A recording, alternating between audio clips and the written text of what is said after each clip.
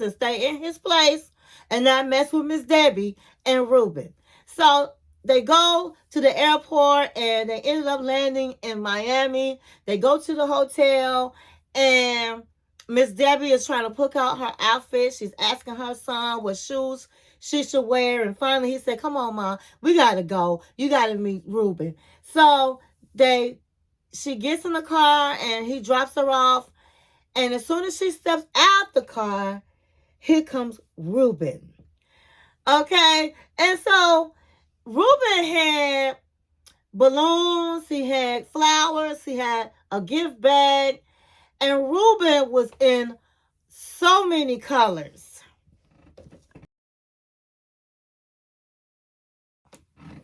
As you can see from the picture, honey, he really did look like a clown, okay? He had all the yellows, bright colors, with look like some type of, I don't know if it was a face with something, abstract design. And but he was very friendly, very warm. He gave Miss Debbie a hug. He told her she looked beautiful and she was even more beautiful in person. And Miss Debbie in the confessional had the nerve to say, well, I'm Miss Debbie, and Miss Debbie, my type is usually a classy man who dresses quite conservative. When I saw him, oh my God, he looked like a clown with all the different colors on, and he had the balloons, the flowers, the gifts. It was like he just overdid it. And I'm looking at Miss Debbie like, honey, have you seen your clothes and what you have on? Okay? All your feathers and all your fans and just a whole lot you always have on, and got the nerve to talk about this man. And I just think he was a gentleman, because my queens out there and kings, when you go out on the first date with the queens, bring her some flowers. And he did it all. So I'm not mad at at Ruben. Ruben sat up and had his hands full of gifts for Miss Debbie. And Miss Debbie should not be complaining, okay? Because that old dude she was with, I can't think of his name. What do Osama give her? Girl, bow. Women always have to sit up and complain about something. But I just thought she had a lot of nerve, because she dresses very flamboyant. And she met somebody that did the same thing. So he says, hey, let's take a walk and so I can show you my city. And so they walked, and then they went to this little club and they danced. Miss Debbie danced, and then they came back and had a mojito at the table. And honey, they both was acting like they never had a mojito before. They was like, oh my God, this is so good. She was like, oh my God, this is so good. This is a healthy drink. And he was like, right, and it has a sugar cane to it. They act like they never had a mojito, and maybe they hadn't. But they was really happy to get it, okay? So while they were sitting there, Miss Debbie said in the confessional, she was like, I haven't had sex for over 14 years. Am I a virgin? She said, I am so glad I didn't give Osama Miss Debbie's cat. I am so glad I saved it. But I don't know how I'll be. I haven't had a man it touching me and stuff in years. She said, I'm going to take my time. Miss Debbie going to take her time. And so in the confessional, Ruben was like, I'm looking for a woman that I can share my life with, that can be my friend, that understands me. And he said, I'm not looking to just smash Miss Debbie, because I'm looking to make love. I almost fell out. Now, he's 58 and she's supposed to be 67. Wink, wink, wink. She look about 77. But they both are kind of eyeballs, and that's what made them, to me, be a good match. And so he was like, she was like, well, Ruben, you've been like a roller coaster, honey. You had me out here dancing, drinking, and everything else.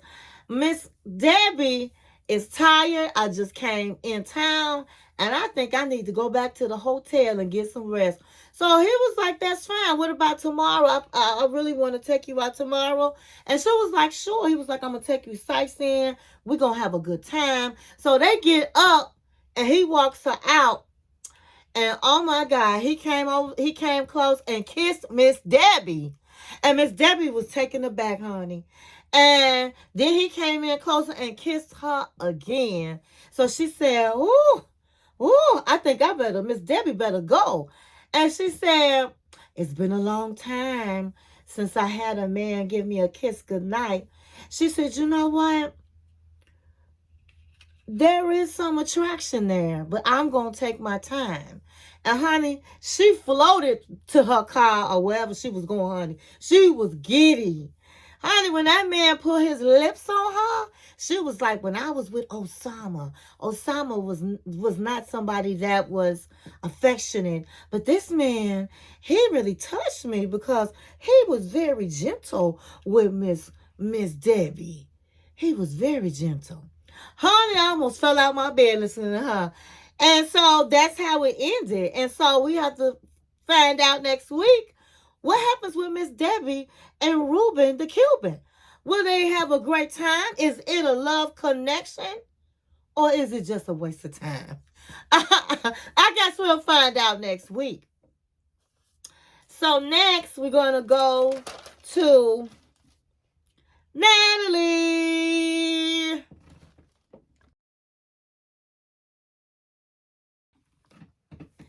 Okay, so Natalie and her mother were on their way to lunch. They find a restaurant and they go in and they order lunch.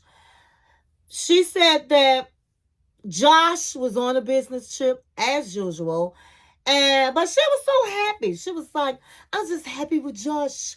Josh bought me a car. Josh got me a place. Josh has me reading for a producer. Josh. I just love Josh. Josh has done everything. I'm satisfied with Josh.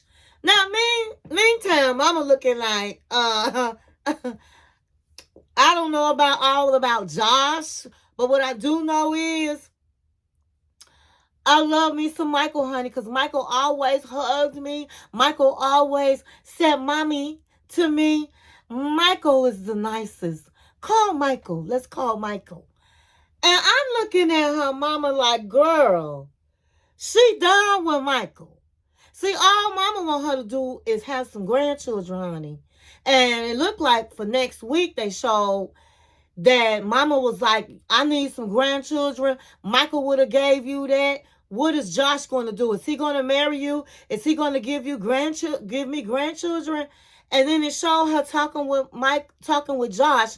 And Josh was like, I'm sorry, like, no. And she's like crying. So it looks like they broke up, but we're not going to know till next week. But I just think mama needs to mind her business now. Josh came through and did everything. I really don't think that Josh is crazy about Natalie. I think he's crazy about being seen on TV and probably the attention he gets. But at the end of the day, she don't want Michael. And I can't say I blame her, but Michael was a country man. Wasn't nothing wrong with that. He lived a simple lifestyle. And he was a mama's boy. I know he didn't live in a trailer, but it was like a really small house. And that's not what Natalie wanted. Natalie wanted to come over here and, hey, be big time, be in the movies and fast cars, and all of that is Josh. And so I would have had to tell mama, I know you like Michael, but we're not calling Michael. And Michael's not in the scene. And mama, you just have to wait on some grandchildren. Whether or not I have them or not, I don't know. She needs to tell her mama that she needs to, like, get out of her business, and her and Michael is done. But I don't think mama really understand what she done with him. But she needs to sit her down and explain. So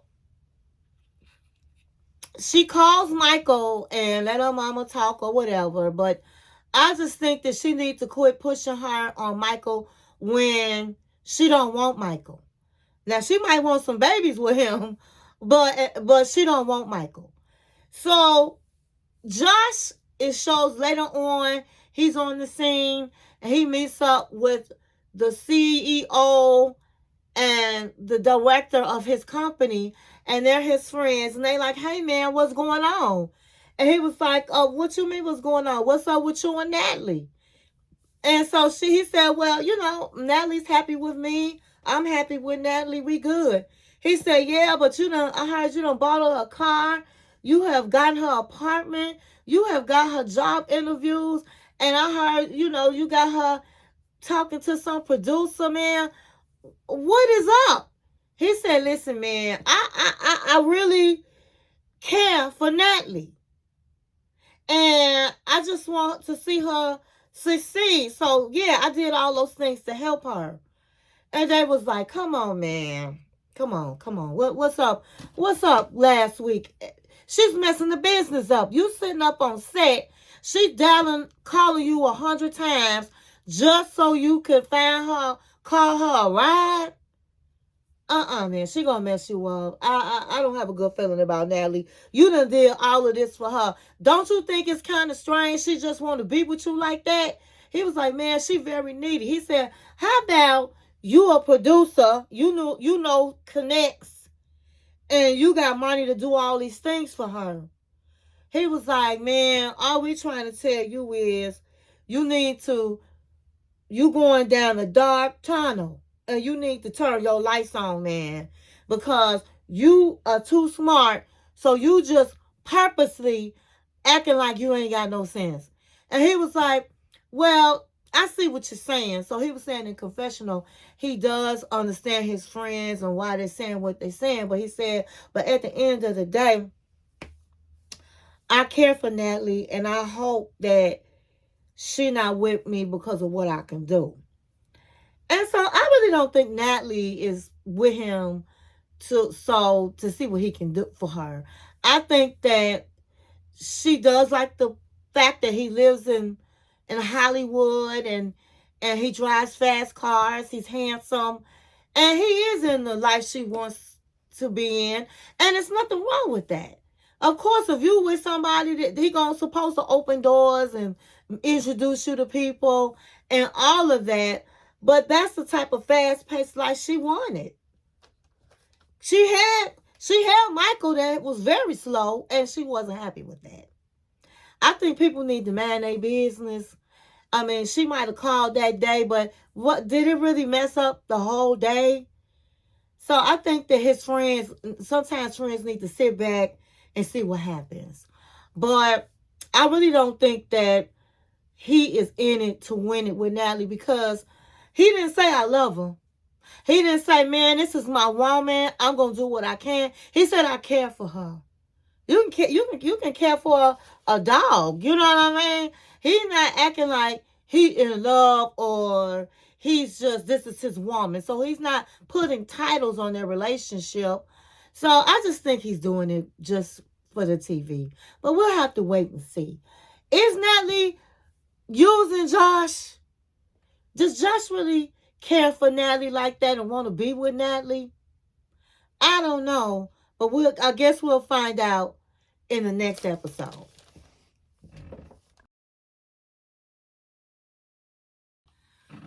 Okay, so next up is Veronica. And so Jamal is still visiting Veronica. And after they had their fight last week, it went on last week, they ended up deciding that they were all going to get together and double date. The double date was already planned before the fight. And so Tim and Louisa and Jamal and Veronica met up to play pickleball. Now, before they got there, Veronica was talking to Jamal, and Jamal was like, I know I had really blew up. I shouldn't have said all the things that I said to him last night. He said, but that doesn't mean that I was totally wrong. And so Jamal was explaining how he had played pickleball before, but Tim, he just said, Tim and Louisa came up, walked up, and they were like asking had they ever played pickleball, and Veronica was like, well, Jamal played pickleball, and he was like, oh wow, okay, I am somebody that like to win, so it's on, game on. But he came through, and it was hot out there, and he had on some jeans, I think, and he just looked hot. He had to take stuff off, and he looked like he needed some sun. He looked a mess. Louisa looked nice, and they started playing. And I'm gonna rewind. Before they start playing, Tim could feel the uncomfortableness with Jamal. There was tension, and he said, even though he know he needs to talk about it, he doesn't want to do it in front of Louisa. So they start playing, and at the end of the day, Jamal and Veronica win. So I'm gonna rewind again. Why? Oh, so when they lost, Louisa tried to hug Tim, and as if to say, we still shining over here. But Tim didn't hug her back. And so Veronica says to Louisa, hey, let's get some water. So Tim and Jamal start talking, and Jamal was like, I just want to say, hey, I'm sorry. I just went overboard. I shouldn't have been saying the things that I said. I shouldn't have mentioned Chloe or any of that. And I apologize to you for that. And so Tim took responsibility, accountability, and he said, I'm sorry too. I think I'm just very protective of Veronica because her feelings have been hurt so many times. And each and every time, I'm the one that have to pick up the pieces. And I just don't want to see her get hurt again. But at the end of the day, it's not my business. I'm going to step back from y'all relationship, and let's just be cordial and try to get along. And so they both came up to an understanding. And in the confessional, Veronica, before that even happened, had asked Tim to figure it out, how to work it out with Jamal. And so Tim knew that by him saying that, that was going to make Veronica feel better. So afterwards, they go to a restaurant, and they're at the restaurant, and Tim is looking at the menu, and he's like, I want to get a steak, but I forgot how I eat my steak. And so he said, Veronica, how do I eat my steak?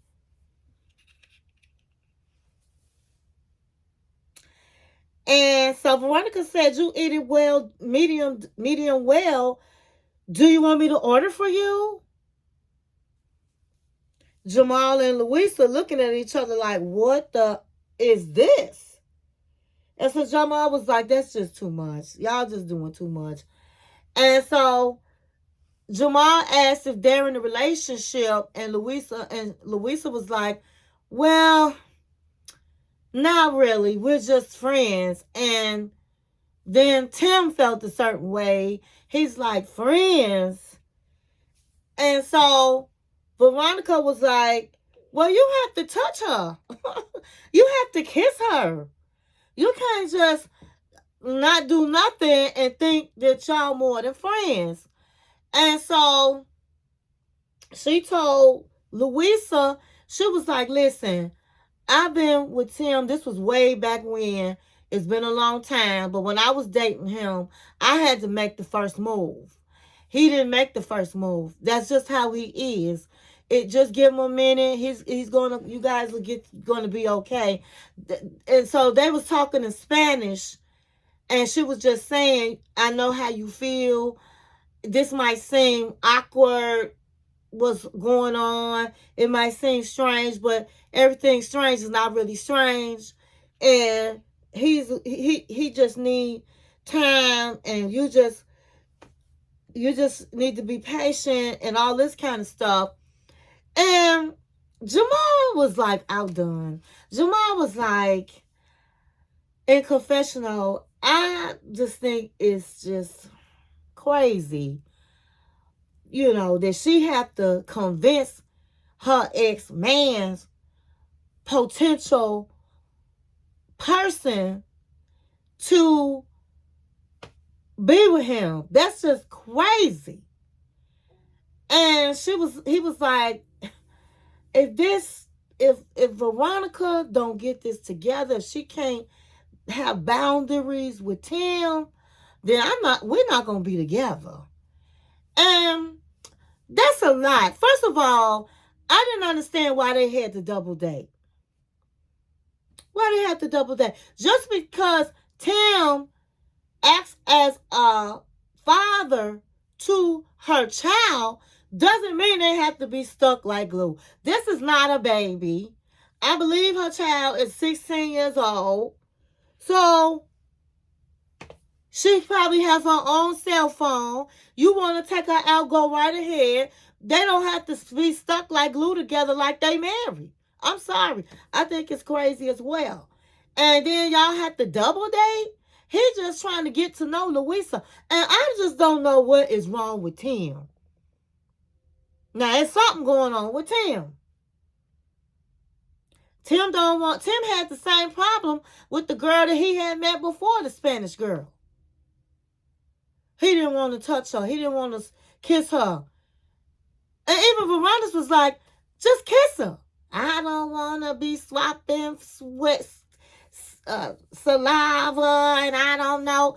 I don't know what's wrong with Tim, but it's something wrong with that. And hopefully, as this program evolves and unfolds, we will find out.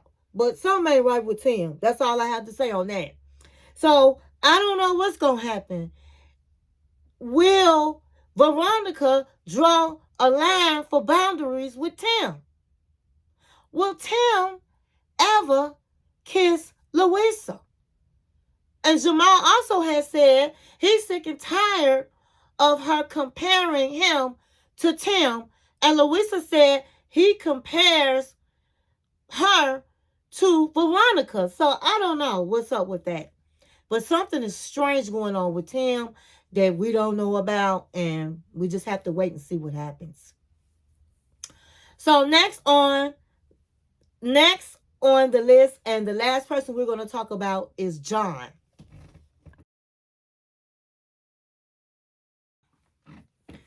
So John's scene opens up with him on the phone, calling the front desk, asking if they have a roll of deodorant. Now my head almost flew off my head when I heard that, because he says himself he's been in San Antonio for several days. You've been there for several days and your funky behind had not had any deodorant. How are you laying in the bed all over this woman? And I got to look at her and say, is she nasty too? Because why would you allow that? What kind of man does that? I don't know about you, but I got to put on deodorant every day. So I know doggone well a man need to do the same thing. So I used to like John, but now that I see he funky John, I don't think so. So he calls down to the front desk, and then he decides to FaceTime his brother John. And he's telling John that he plans to meet her daughter today, her daughter River. Now, John is like, man, I mean, why are you doing this? You know you don't like children. You already said when you was in my house, when we asked you, do you think you ever want children? And you was like, no. So why are you trying to meet this child, her daughter, when it just complicates things? Because see, when you guys break up, then you got the child involved. I wouldn't do it.